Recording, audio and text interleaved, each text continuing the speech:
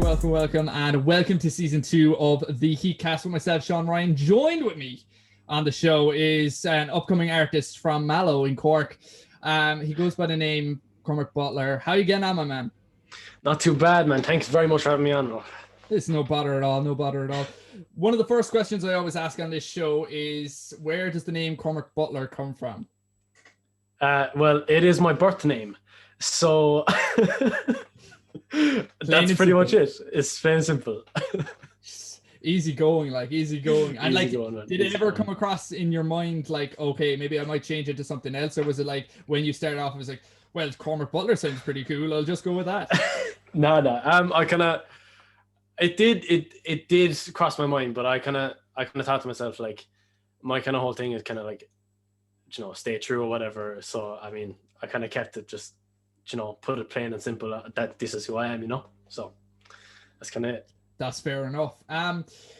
You kind of got, like, as I said before the show and stuff like that, it's kind of a poppy emo vibe, that your kind of music and stuff like that. And, as I was saying, like, it's kind of Juicy World kind of style. Why did you choose that kind of style to, explain your story? Well, honestly, like, I've kind of been singing, like, since a very young age, not hip hop at all. I actually took lessons before.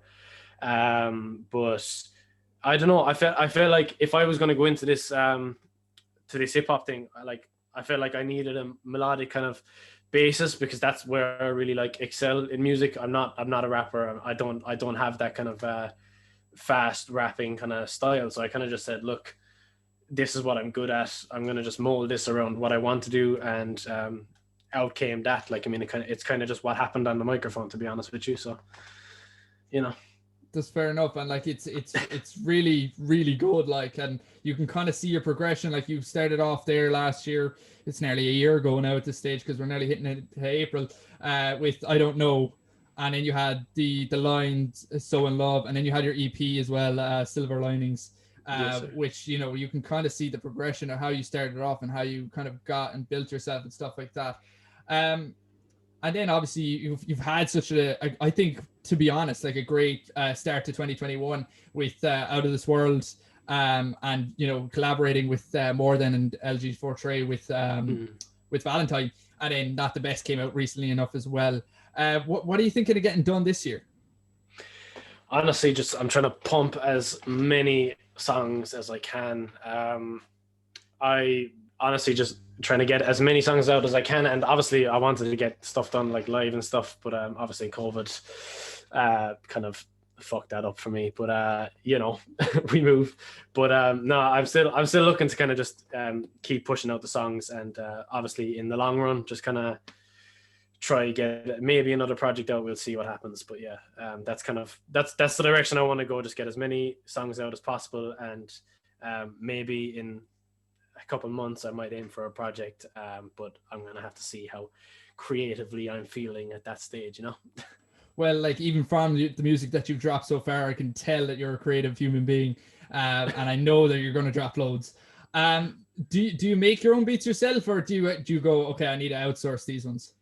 No, I actually I've got a little team with me. I got my main, well, not my main, Jesus, I won't say main, but like, no, I got three main producers. It's See That Beats, Samuel, and Tiki Beats. See That is from Kerry from Killarney. I funny story, actually, like, how I met him is, like, I was actually eating dinner with my family in Limerick, and my old singing teacher actually, like, recognized me, and she actually happened to be teaching inside in Killarney music, like, and she played my music for the class, because she thought it inspired him or something like that, but Caleb was in that class, and he hit me up on Instagram, and long story short, then we made a lot of music, and it was okay. Yeah, like, I mean, he is a great producer to have and stuff like Brilliant that. Producer, man. It's an amazing story, that how you can kind of make those connections, on a basis of that, like, and shout outs to your teacher on that one. But obviously you're kind of very young into the scene and stuff like that. Like, you're only 17, as you mentioned before the show. Do you think there's many opportunities for young rappers in Ireland, or do you think, like, you have to go somewhere else?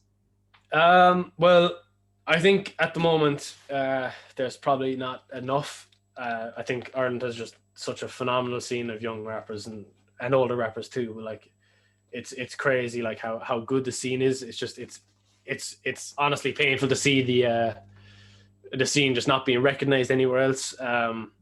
It's hard to see like but no, certainly with pages like yours, you know, like there's definitely more coming up, like more chances, like or whatever. But yeah, I don't know.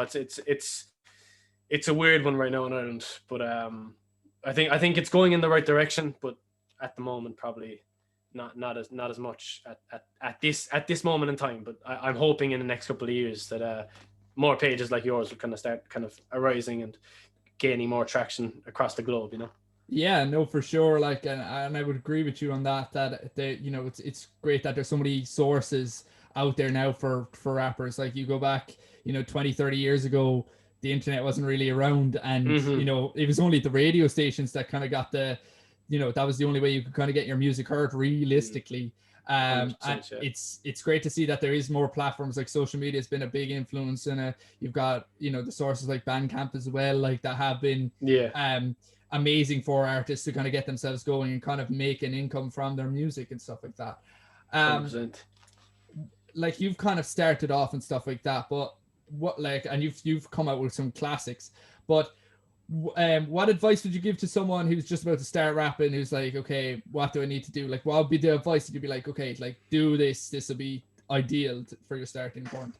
Honestly, just jump into it. Don't even think twice about it. Make the music that you like to make, as LG4 Trey said in this podcast, I think on the last one. Just make the music you want to make and release what you like, you know, and just stay true to yourself. Honestly, like, you know, it's really about, like, hip hop in general, and honestly music in general is very much about like your personal preference and what you are as a person. So, like, honestly, just stick to what you are and just run with it. Like, pick something in yourself that really stands out and just make that stand out and make that almost into your own brand or whatever. But just keep on making music. Don't let yourself fall off the bandwagon. That's a very good point and stuff like that. How do you kind of promote yourself and kind of get that, like, that Cormac Butler image out there?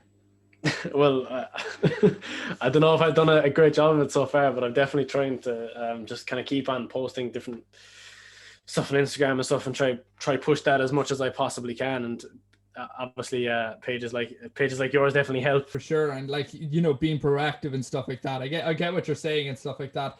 And, like, even, you know, you go to, like, I think it's one of your most listened to songs on Spotify, I might be wrong on this, Out of This World, like, and that has got, you know, a good few thousand views and stuff like that on it. Like, so, you know, you are getting there, you know, and as you said, like, you're only kicking off, but, like, there are, you know, some of these steps are that people might have been, you know, doing it for maybe 3 years that haven't even reached that level. Like, so I think, like, you have something going there. You might know what exactly it is I appreciate it, but, you know, you have something going there.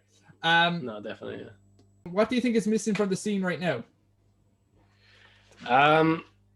Honestly, I think it's just the chances. Like, I mean, it's just the recognition, really, because I think we have all the talent. We have the artists. Like, we have so many brilliant artists like LG4 Trey and LG4 Ness. There's so many brilliant artists in the scene at the moment. Like, it's really about getting the eyes on it, like, and getting that global traction, because Ireland is such a brilliant place for hip hop music and music in general, to be honest with you. Everything is here. Like, you know, we just need them kind of eyes on us, honestly, to make us fly, really, to be honest. We have the foundation with the artists, and we have the talents. It's really just getting that initial jump, really, you know. Yeah, no, for sure. And, like, we have the studios. We've had so many different artists from Ireland that have, you know, made in the States and made in the UK and stuff like that. It's just that it just doesn't come across for the same for the rap scene. And I think that's one of the things that I think after COVID, because there is a lot of interest in the scene. You go to you know, Denise Challa, I always mention her because she's a great success story to kind of mention, you know, that she's had one hell of a year back in 2020, and, like, you know, she won the RT Choice Award which is unbelievable to have. And like it is, you know, the rap scene is becoming more of a like, look, it's happening, it's growing right here, let's 100%. Promote it. We're gonna head over to Instagram, and as I said before the show, we have a good few questions. We always love the questions from Instagram because they're always a good laugh and stuff like that. 100%. This one comes from a producer. I won't name who it is because if you guess wrong, he's gonna be pissed. Okay. Is what I'm gonna say. Okay. Who's your favorite producer? Oh man, so there's definitely Tiki, and there's definitely Samuel. There's this see that guy that's kind of, you know, he's just in and out, you know. But yeah, they're the main three, I guess. I'll have to give it to them, you know. Okay, and who do you think actually sent that message? I would say it would be See That. Man's on the ball. Man knows his producers. Like. All right. We got a question from Silva up in Newry. He said, "What inspired you to make music?" Honestly, I was just always into music, but it's kind of just that it was almost like a therapy for me, you know. Like I just get home from school and just sing. Honestly, just sing as much as I possibly could, and just one thing led to another, and here I am, I guess. And just different people as well, you know, like Juice WRLD obviously was a massive factor in my music, and X as well was a massive factor in the style of music that I make, I guess. But yeah, just all of them things combined really is just that's what started it all, I guess. That's, you know, it's great to have those inspirations, like. And, you know, they were talented artists. I'm going to ask, actually, just because we could hear it in the background, who is that barking? That is my dog, yes. It's a very loud dog, which very much interferes with the music, but it's whatever, you know. Perfect. We got a one from Limerick artist, Young Jess. He asked... Little Uzi Vert's EXO Tour Life or Fetty Wap Trap Queen. So I'm guessing one or the other. Which one do you prefer? Oh man, that is honestly, weirdly enough, a tough one. But I'm gonna have to give it to Uzi on this one. I think it's just an iconic song, honestly, to be honest. That's fair enough. So these questions, and as I found out before the show, are from your girlfriend. So we might as well give her a shout out to herself. Who are you talking about in your songs? There is a mixture of people, but mainly, as you said, it is my girlfriend, Joni, who I have been with for a while now. So yes, as she would like me to say, I am certainly taken. So yeah, just getting that out there, you know, before anything else. Well, that was going to be the next question in relationship status, so I'm glad we've cleared that up. So she's well aware. She has it taped and everything, so she's sorted. Okay, so we're gonna go back to my questions and stuff like that, because 100%. Yeah, so we're gonna say, like, you know, obviously we kind of mentioned just earlier on that, like, you're gonna drop some serious heat. Like we were well aware of that, but besides yourself, who do you think is going to deliver heat in 21? Well, of course, Trey has been killing it already in 21, but I know for a fact he has more stuff coming out, like, insanely quickly. And Ness, obviously, I've been meaning to work with Ness for such a long time. Like, honestly, like, I was talking to him before I even released anything on Spotify. But yeah, me and him we're gonna get something in the works at 21, and it's here now. It's here now, Ethan. There's no escaping it, right? We have to get this done. Honestly, we have to get this done. The world needs it done. No, but it's honestly, like, Hyphen's been killing it. He's been doing really, really sick, and honestly, just the whole Irish scene is just coming with absolute heat these days. But yeah, 2021 is, I think it's going to be a massive year for Ireland as a collective, to be honest with you. Hopefully, and that's what I'm hoping for anyway. Yeah, I can see it, even, you know, because obviously I'm looking at it 24/7, like a surveillance camera, on the scene. So I know that, like, there's some serious heat in the furnace, I suppose I might say. like obviously COVID would have affected your kind of, you know, bringing out these amazing tracks and stuff like that. But was it like hard to come up with concepts and ideas for, you know, spitting and all that jazz? There was a good while there, to be fair, that I was really struggling creatively, because obviously, you know, there was no leaving the house or getting any kind of, you know, input outside of here.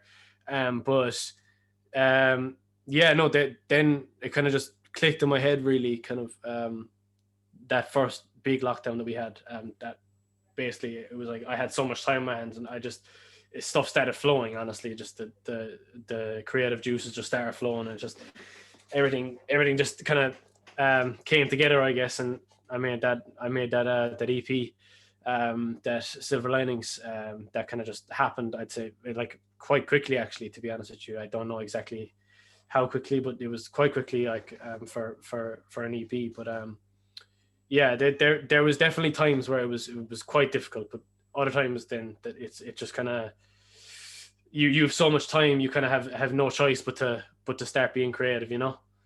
Yeah, no, for sure. Like, and you know, there's I think a lot of people took it different ways when we went into lockdown. You know, some people thought it's going to be a short-term thing at the start. You know, we were saying, you know, it was only going to be a few weeks, and you know, obviously it turned out to be a bit longer than a few weeks. So different people approached it differently. People were like, okay, get loads of creative time, because, you know, I'm not going to get this time off, you know, and obviously we have loads of time off for a lot of people. So a lot of people have been creative during that time and stuff like that. And other people have found it very difficult, because they are very social people and they need that interaction every day to kind of feel, you know, the juices flowing. Like, so different people had different approaches to it, but I'm glad that, you know, you were able to kind of get some sort of creative mindset into your head, and get yourself going on that. We're going to wrap it up quite soon, but is there anything you kind of want to promote or, you know, want to plug on the show? Well, of course, you know, there's Spotify and everything, where if you want to find me, that's where you can find me, just honestly. And just all, like, if you're an artist out there and you're looking for beats, trust me, I know I was joking about See That and that, but yeah, See That, Samuel and Tiki are honestly go-tos. They're the goats for beats. And honestly, just Hyphen is been killing it. Just he has to keep it up, honestly. Trey, obviously, he doesn't even need any shouting out, but yeah, he's certainly killing it. He's definitely worth checking out. And just all Irish artists, honestly, at the moment, just get run up their numbers, honestly. Like, we need, as a collective in this country, we need to get them numbers up and get them eyes on us, honestly. So yeah, that's all I have to say, I think. You know, it was nice, sweet. You know, you mentioned LG4 Trey 1 billion 4 times, but you did it. We're going to wrap it up here on the Heatcast. For everyone watching on YouTube and everyone listening on Spotify, make sure to follow us on Instagram. And if you would also like to support the show, remember to donate to our Patreon. The link is in the description. And I will see you all in the next one. Out of this world, life is a lot more than just diamonds and pearls. You gotta go find diamonds in the rough. Even when you do, it's never enough.